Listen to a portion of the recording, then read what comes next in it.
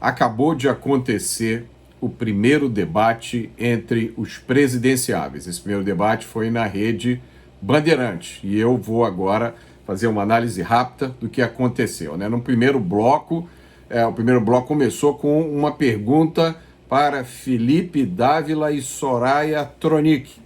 A segunda pergunta foi para Simone Tebet e para o presidente Bolsonaro, né? E a pergunta foi: se o senhor ou a senhora for eleito, o que pretende fazer para reduzir o clima de tensão entre os poderes? Aí a Simone Tebet deu uma resposta que desafia a nossa credulidade e a lógica, né? Ela disse que a harmonia entre os poderes depende de ter um presidente da República que saiba cumprir o seu papel e jogou a culpa da desarmonia no colo do presidente. Disse que o presidente está ameaçando a democracia e a solução, lógico, é trocar o presidente, colocar Simone como presidente. O presidente Bolsonaro deu uma resposta interessante. Ele disse o seguinte: eu montei um ministério técnico que não envolveu troca de favores políticos. Isso criou um desconforto entre, segundo ele, os amiguinhos que faziam um combinado e davam banana para o povo, né? E disse: é voz corrente o ativismo judicial no Brasil, que foi exemplificado pela operação contra os empresários. E ele disse: eu reagi contra isso, eu dei anistia a um deputado que tinha sido condenado a 9 anos de cadeia em violação da sua imunidade, respeito não falta da minha parte. A segunda pergunta foi da apresentadora Adriana para Lula e Ciro. E a pergunta foi sobre educação, que já era ruim, se agravou com a pandemia. E a pergunta que ela fez foi: o senhor tem um plano para resgatar a geração Covid? Vamos lembrar, né? Durante a pandemia, houve aquele fecha tudo, incluindo as escolas, uma coisa maluca, que muita gente naquela época, inclusive eu, disse: isso vai deixar um prejuízo incalculável e irresgatável. E agora as pessoas estão tomando consciência disso. Muito bem, essa pergunta foi para o Lula e para o Ciro. O Lula começou a falar com uma voz bastante rouca, já começou ele falando, fazendo uma diferença entre os estudantes ricos que têm tablet, que têm computador, e os pobres que não têm. Ora, era óbvio que os mais impactados por esse fechamento das escolas eram os pobres, né? E o PT esteve à frente desse processo de fechamento das escolas. A esquerda, certos setores da esquerda, por eles, as escolas não tinham reaberto nem agora, né? Porque, segundo a narrativa deles, a pandemia não acabou e não podia reabrir as escolas. E aí o Lula disse que vai fazer, no seu primeiro dia de governo, reuniões com diretores para fazer uma guerra contra o atraso que a pandemia deixou. Ou seja, não disse nada. A pergunta seguinte foi uma pergunta do presidente Bolsonaro para Lula. E o presidente disse: a Petrobras se endividou em 900 bilhões de reais, deixou refinarias inacabadas.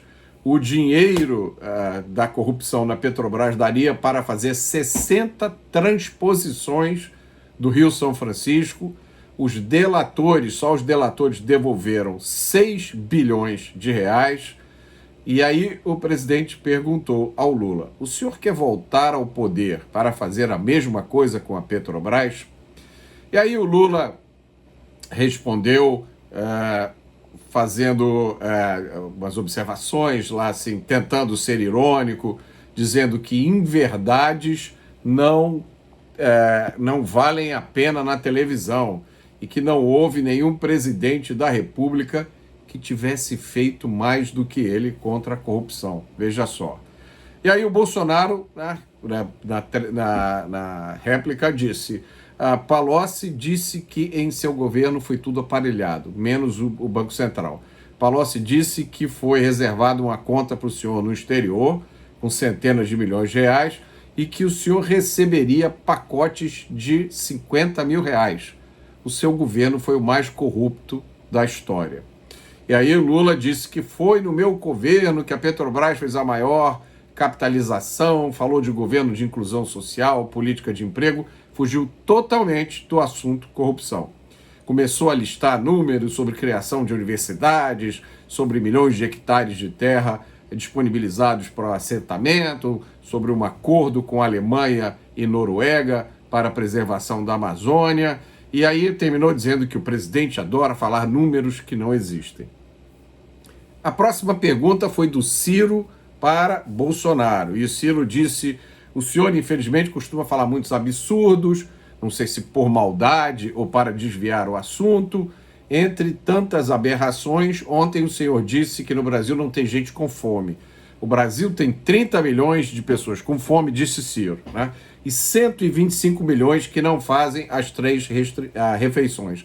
Eu já expliquei que esses números estão em flagrante contradição com uma outra pesquisa que foi divulgada também na mesma época, dizendo que mais da metade da população brasileira tem problemas de excesso de peso. Então, uma das duas pesquisas não está fazendo nenhum sentido. Enfim, e aí o Ciro perguntou: o senhor não se preocupa com isso? O senhor não se preocupa que essas suas declarações sejam interpretadas de uma forma errada? O presidente respondeu: cada um interpreta como quer, mas não esqueçam do fique em casa. 30 milhões de pessoas ficaram em casa, sem ter como ganhar o seu sustento. E aí ele lembrou da inflação em baixa, crescimento previsto no PIB de 2%. Ele lembrou, e isso é um dado muito importante, que o número de pobres no mundo, de pessoas vivendo abaixo da linha da pobreza no mundo, cresceu, enquanto no Brasil este número de pessoas vivendo abaixo da linha de pobreza diminuiu. Essa é uma estatística conhecida. E aí ele falou da redução dos impostos, dos aumentos de benefícios, que tudo foi aprovado com o voto contra do PT. E explicou também como o Auxílio Brasil atende aos necessitados. Aí se seguiu um bate-bola entre o Luiz Felipe Dávila e o Ciro sobre educação, basicamente uma repetição de chavões e frases feitas.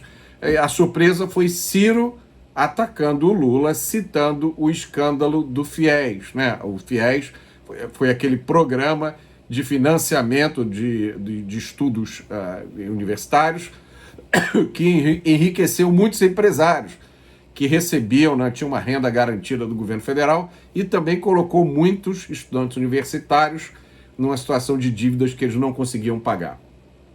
Na sequência, Soraya levantou a bola para Simone Tebet atacar o presidente Bolsonaro falando de pandemia. E aí a Simone utilizou um chavão, uma frase feita que ela ia repetir ao longo do debate: faltou vacina no braço. O presidente não pegou a sua moto e não foi aos hospitais se solidarizar com a família. Na sequência, Lula perguntou ao Luiz Felipe Dávila sobre a questão climática. É de responsabilidade de cada governante cuidar do planeta. Qual a sua opinião sobre o que está acontecendo no Brasil? Não há nenhum cuidado com a questão ambiental. Aí o Luiz Felipe Dávila falou sobre o sequestro de carbono, né? Eu fiquei até com medo que o presidente Lula interpretasse mal essa história do sequestro, né? Confundisse com aquele outro sequestro do Abílio Diniz, em que ele disse que ajudou a libertar os sequestradores. Mas, enfim. Interessante que o Luiz Felipe Dávila afirmou que o agro brasileiro é sustentável. Na pergunta seguinte foi da Simone Tebet para a Soraya, disse que ela deu aula de direito administrativo e teve a oportunidade de ter a Soraya como aluna, e disse que nunca a educação esteve estampada nas páginas policiais. Como resolver o problema da educação? E aí talvez tenha surgido a primeira pérola desse debate, a proposta da candidata Soraya de isentar os professores do imposto de renda. Muita gente deve ter dado um pulo na cadeira nesse momento. É uma ideia genial, né? Que provavelmente seria seguida pela reivindicação de diversas outras categorias que também iam querer isenção, né? Como os médicos da rede pública, os enfermeiros, os policiais, enfim, uma série de outras categorias que têm tanta reivindicação quanto os professores do direito de não pagar imposto de renda. Não, uma proposta assim tão absurda, não vale nem a pena comentar. Agora, uma coisa, a Soraya disse que estava certa. ela diz o seguinte: no Brasil, ao contrário do que disse Lula, os gastos com educação estão no nível de países do primeiro mundo. É verdade, o Brasil gasta mais ou menos 6% do PIB com educação, mesmo percentual do PIB que os Estados Unidos gastam. Aí veio o segundo bloco. No segundo bloco, os jornalistas do Pool fazem as perguntas. A primeira pergunta foi do Rodolfo Schneider para Bolsonaro, e o Schneider disse: não se discute que o Brasil precisa de um programa de transferência de renda. Como ficará o auxílio do ano que vem, de onde vai sair o dinheiro, né? E o presidente Bolsonaro explicou: até o ano passado o auxílio era de R$ 192, foi passado para 400, e até o final do ano agora o valor é de 600, vamos manter no mesmo valor do ano que vem. De onde virá o dinheiro? A resposta do presidente foi absolutamente direta e sincera: nós vamos conseguir recursos não roubando. Só as estatais deram um lucro de 200 bilhões de reais, enquanto nos governos anteriores elas davam prejuízos. Então, nós vamos conseguir recursos, disse o presidente, agindo na contramão do que sempre foi feito no passado. O governo tem olhar, recursos e meios, e o fará com responsabilidade. Aí o Lula pegou a palavra e disse que os R$ 600 não estão na lei de diretrizes orçamentárias e que existe cheiro de mentira no ar. E aí disse uma frase aqui lapidar, né? É preciso que a gente faça essa política concomitante com a política de crescimento econômico, né? Que disse que o governo vendeu Petrobras, vendeu a BR Distribuidora, vendeu a Eletrobras, enfim, bateu na mesma tecla. O presidente Bolsonaro replicou dizendo que está no seu DNA, se referindo ao Lula, né? Está no seu DNA mentir. Não podemos ser inconsequentes. Ficar aqui dizendo: vou dar isso, vou dar aquilo, vou tirar imposto de renda. Ele disse que na época do PT havia família que ganhava R$ 80 por mês. E disse: o Lula mentia sobre o número de crianças na rua. Ele admitiu isso e o fez rindo. Então, não dá para acreditar nada em nada do que ele diz. A segunda pergunta veio de Vera Magalhães e, na verdade, foi um ataque ao presidente Bolsonaro disfarçada de pergunta. Era uma pergunta que ela fez para o Ciro, com um comentário do presidente. Falou sobre a cobertura vacinal que vem despencando nos últimos anos para várias doenças, poliomielite, e deu a entender que isso se devia à desinformação sobre vacinas difundida pelo presidente para desacreditar a população quanto a vacinas. Inclusive, tinha até um erro de gramática aí na construção da pergunta da Vera. E aí o Ciro respondeu dizendo que no Ceará era tudo maravilha, tudo funcionava muito bem, todo mundo era vacinado, não tinha problema nenhum. E quando a palavra foi para o presidente Bolsonaro, ele reagiu de uma forma dura. Ele disse a Vera: não poderia esperar outra coisa de você. E fez uma observação muito cabível. Ele disse o seguinte: você não pode tomar tomar partido em um debate como esse. E a pergunta da Vera claramente foi uma pergunta desenhada não para informar, mas para prejudicar o presidente Bolsonaro. E o presidente disse: seu jornalismo é uma vergonha.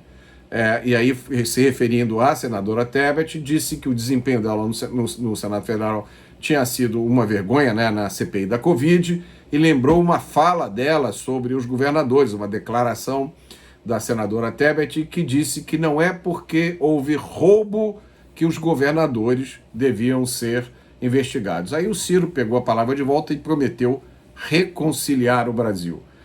Aí veio um momento constrangedor, que foi uma pergunta da jornalista Patrícia Campos Melo para o Lula com um comentário do Ciro. Então a Patrícia perguntou ao Lula: o senhor fala da união da esquerda, mas o senhor e o Ciro vivem em clima de hostilidade. O Ciro disse que o senhor acha que o povo é um bando de imbecis e que já viu o senhor se corrompendo. Aí o Lula, na sua resposta, primeiro deu lá falou alguma coisa sobre vacina e depois começou a fazer uma declaração dizendo que tem profundo respeito pelo Ciro Gomes. E aí eu fiquei pensando, né, respeito porque a gente chamou de corrupto, enfim.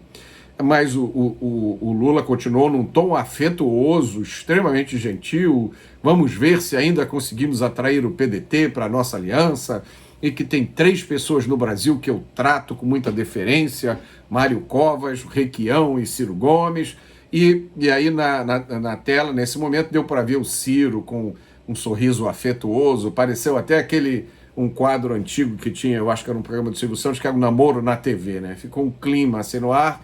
Mas o Ciro, quando foi responder, ele foi duro. Ele disse que atribui, inclusive, às contradições de Lula e do PT, o surgimento do fenômeno Bolsonaro. E disse: Lula se deixou corromper mesmo. O Lula anda com Gedel Viana, que é aquela pessoa daquele apartamento que tinham várias malas, que eu acho que é com 50 milhões de reais, enfim. E aí o Lula respondeu de novo, no mesmo tom afetuoso: mesmo assim, nós vamos conversar. E aí deu uma indireta para o Ciro, dizendo: olha, não fui eu que saí do Brasil para não ter que votar no Haddad. E aí o Ciro respondeu na lata, né? Não saiu, porque você estava preso. Enfim. Aí o Lula disparou o que talvez tenha sido a maior pérola desse debate. Ele disse o seguinte: fui absolvido em todos os 26 processos, inclusive fui absolvido na ONU. Ora, ninguém sabia que a ONU era uma instância do judiciário brasileiro. Então, essa frase agora ajuda a gente a entender as instâncias do judiciário brasileiro. Tem a primeira instância, que é o juiz; a segunda instância, que são os tribunais regionais; a terceira, que é o STJ. Se for necessário, ainda se pode recorrer ao STF. A gente já sabia que tinha uma outra, que era o Jornal Nacional, né? Que declarou, onde o Bonner declarou que o Lula não estava quite com a justiça. E agora, em cima do Jornal Nacional, tem a ONU, mais uma instância da justiça brasileira. Agora, aí veio uma pergunta da jornalista Thaís Oyama para Simone Tebet, com um comentário da Soraya. A senhora diz que mulher vota em mulher. A Soraya diz que tem restrições ao comportamento vitimista de algumas mulheres. E aí ficou um bate-bola aí. Mas interessante foi a declaração da Simone. Na mesma frase, ela conseguiu dizer que ser feminista é defender o direito das mulheres. E aí terminou a frase dizendo o seguinte: nós precisamos de uma mulher para arrumar a casa do Brasil. E aí ficou a dúvida, né? Feminista geralmente não vê como papel principal da mulher arrumar a casa. Enfim.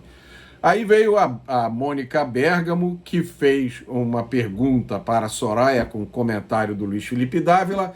Na verdade, foi uma perguntinha, recado indireta para o presidente Bolsonaro, né? Foi uma pergunta sobre o Estado laico, uma óbvia referência à religiosidade do presidente Bolsonaro.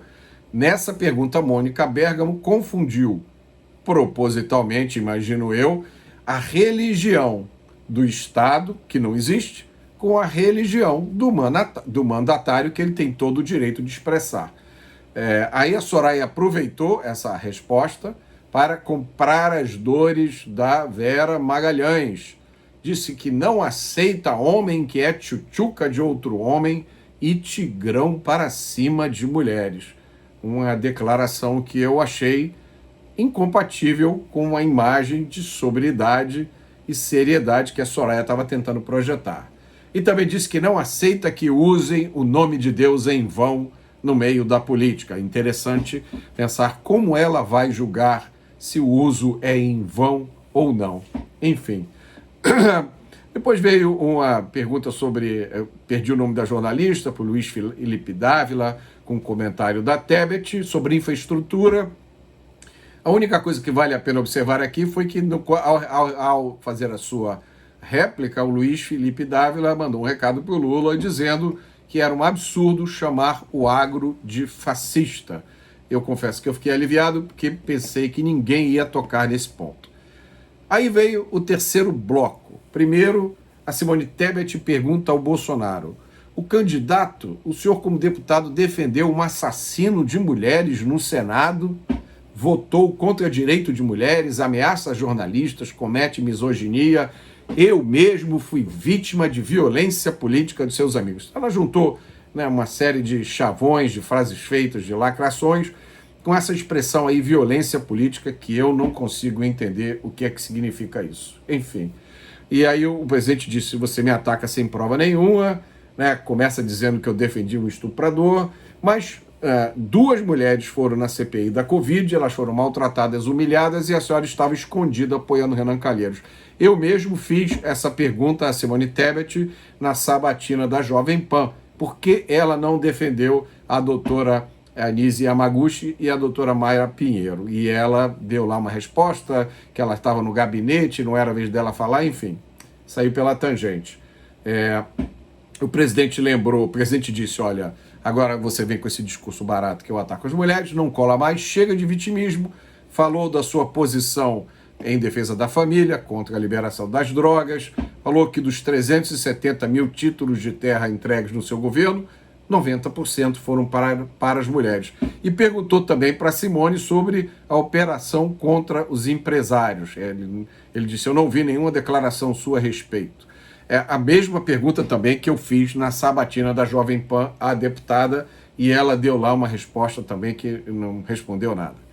Depois, a Soraya perguntou ao Lula, o senhor ficou no poder 20 anos e agora volta sem proposta para reduzir a carga tributária? E aí o Lula disse que a Soraya não deve ter acompanhado o que aconteceu no Brasil, que ele reduziu a dívida pública e ele quer voltar para gerar emprego, enfim, mais do mesmo.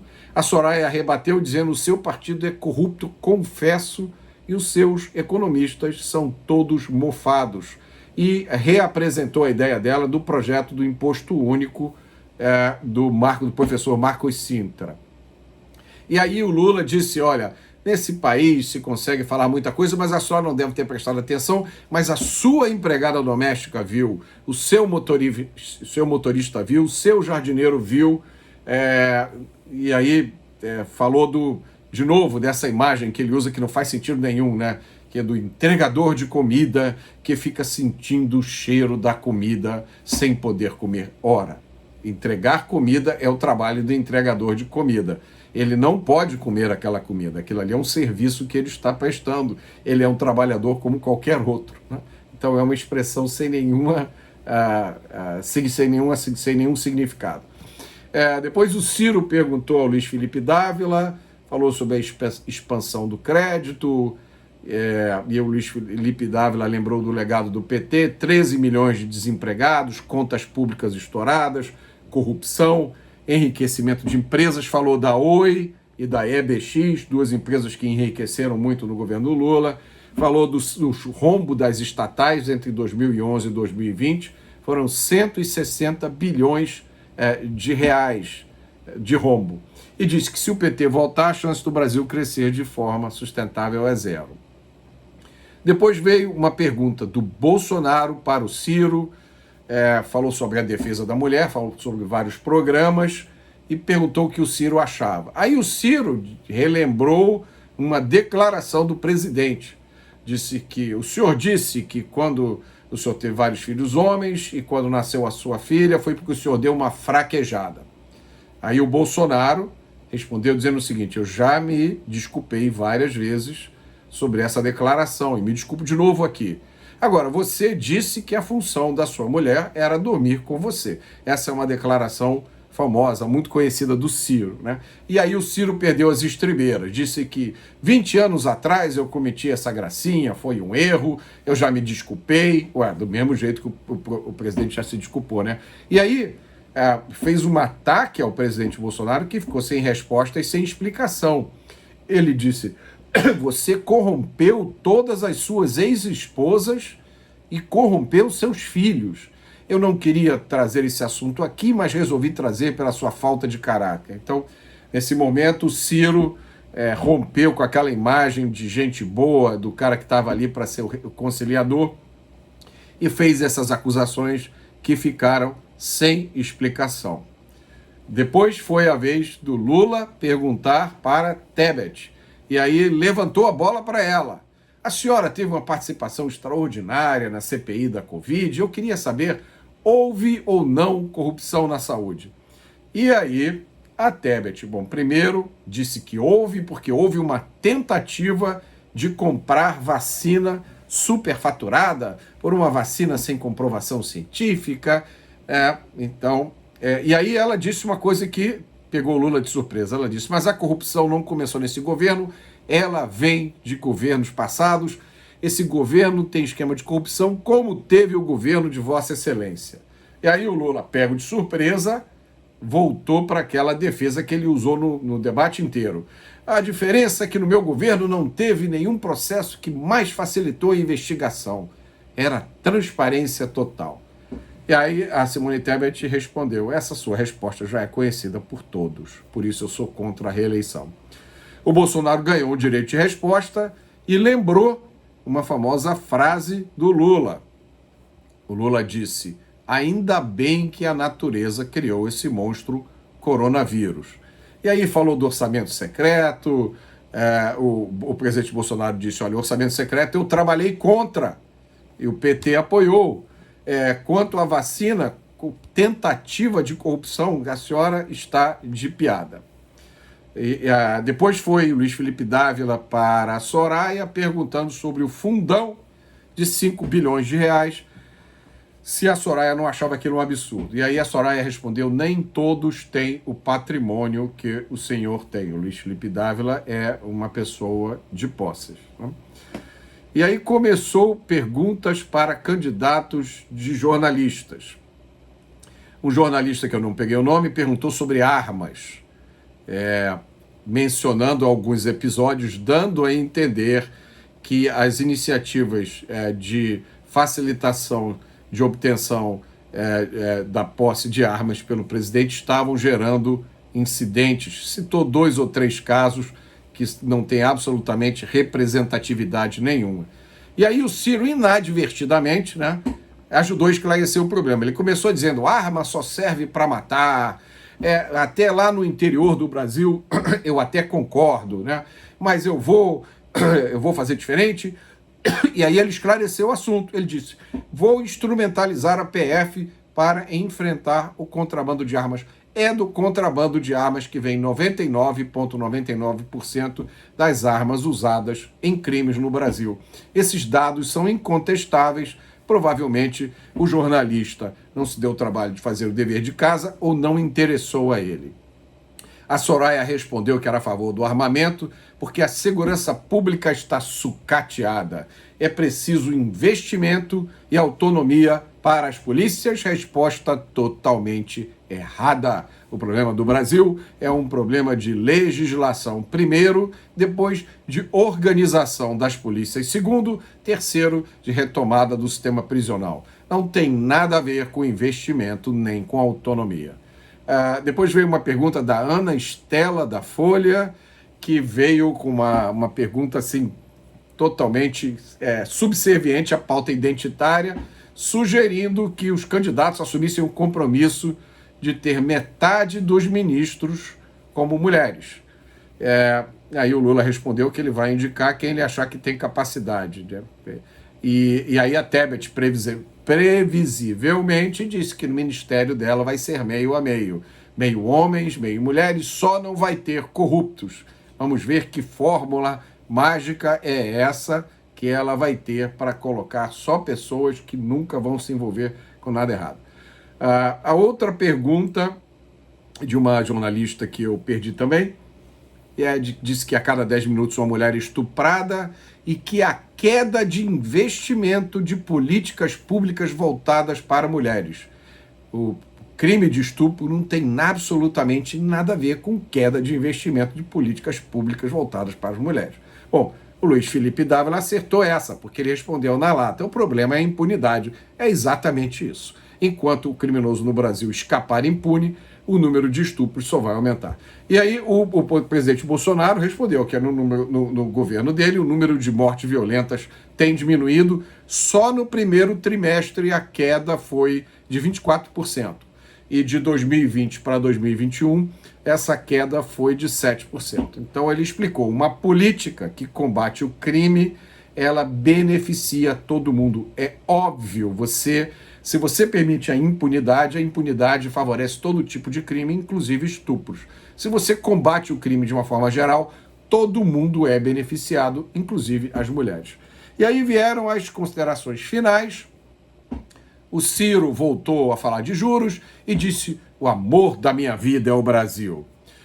O candidato do PT se solidarizou à senadora Simone e, segundo ele, a jornalista que foi agredida. Eu não vi ninguém ser agredido nesse debate. Elogiou o Alckmin de novo e disse que seu governo foi padrão Noruega, padrão Suécia. E, por último, reclamou que derrubaram a Lula, derrubaram a Dilma por causa de uma pedalada e comparou a pedalada com a motociata, numa comparação que deixou todo mundo sem entender o que ele estava falando. O presidente lembrou o compromisso com Deus, pátria, família e liberdade e lembrou, segundo ele, que o ex-presidiário apoiou Chávez, apoiou Maduro, o presidente da Argentina atual visitou o Lula na cadeia, Lula apoiou o presidente do Chile, um esquerdista que esteve envolvido em atividades de extrema esquerda. O Lula apoiou o novo presidente da Colômbia, o Petro, que já prometeu liberação de drogas, liberação de presos. Lula apoiou Ortega na Nicarágua, um regime que prende padres e persegue freiras. E o que é isso que vai acontecer com o Brasil se o ex-presidiário, segundo o presidente Bolsonaro, vai acontecer se o ex-presidiário voltar à cena do crime, porque ele representa a união de tudo que não presta. Bom, minha avaliação do debate. O presidente Bolsonaro foi muito bem, Lula foi muito mal, na minha avaliação. Lula falou sem convicção, ele não teve nenhuma resposta para a corrupção, se imaginaria que ele teria ensaiado, mas ele simplesmente perde o raciocínio e começa a repetir coisas que não tem nada a ver com o assunto corrupção. Ele recebeu alguns ataques surpreendentes, me surpreenderam, de alguns outros candidatos, e foi confrontado de uma forma direta e firme pelo presidente Bolsonaro. Sempre tentou escapar pela tangente. Tá? E a pérola dele, né, nas considerações finais, essa daqui talvez eu acho que merece o prêmio da maior pérola desse debate. Ele declarou: fui considerado inocente pela Suprema Corte. É mentira. Os dois processos criminais foram anulados por um erro de CEP. Eles deveriam ter acontecido em Brasília, segundo o STF, e aconteceram em Curitiba. Por isso os processos foram anulados, não houve nenhuma avaliação do mérito. Surpreendente porque o STF já tinha recebido várias vezes pedidos de anulação do processo, e acho que 7 vezes. E aí na 8ª vez resolveram anular. Então, Lula disse: fui considerado inocente pela Suprema Corte. Mentira. E depois completou: e pela primeira instância da ONU e pela segunda instância da ONU. Olha só, a gente nem sabia que a ONU fazia parte do judiciário brasileiro e que tinha 2 instâncias. A Simone Tebet repetiu a mesma performance de sempre, batendo na tecla da vitimização, escapando do questionamento sobre a sua participação na CPI do Covid. Em determinados momentos ela chegou quase a ser caricata. Eu acho que ela vai tirar muito pouco da participação nessa campanha eleitoral. A senadora Soraya estava lá para bater bola com a Simone Tebet, fez uma ou outra declaração memorável. O Ciro Gomes foi o Ciro de sempre, o candidato profissional. Na maioria do debate a gente teve a impressão de que ele estava se divertindo. E o presidente Bolsonaro mostrou-se seguro, controlado, firme, falando com sinceridade, muito autocontrole. Eu admiro isso, porque em determinados momentos ali, talvez se eu tivesse no debate, eu não tivesse estado tão controlado assim. O resumo é que, nesse debate, o presidente Bolsonaro não encontrou adversários à altura e sai mais forte do que antes.